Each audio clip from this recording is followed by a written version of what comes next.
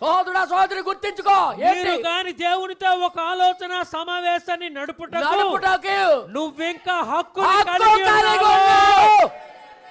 ఆ ఒక్క హక్కు మాత్రం దేవుడు మనకి వదిలేశాడు. ఇంకా మనకు దేవుడు అవకాశం ఇస్తూనే ఉన్నాడు. ఇప్పటికైనా ఆ ఒక్క హక్కు వినియోగించుకుంటే చాలు. అవునయ్యా, అవునయ్యా.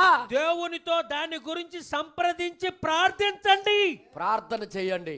ఆపత్కాలములో ఆయనే నమ్మదగిన సహాయకుడు. ఎంతమంది దేవునికి స్తోత్రం చెప్తారు?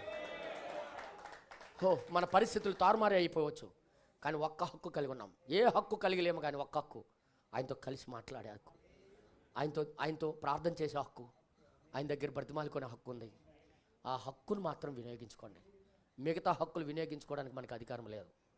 నీ మీద నీకు అధికారం లేదు. నీ ఇష్టాలు నువ్వు నెరవేర్చుకోవడానికి నీకు అధికారం లేదు. అది నెరవేర్చుకోకుండా ఉంటే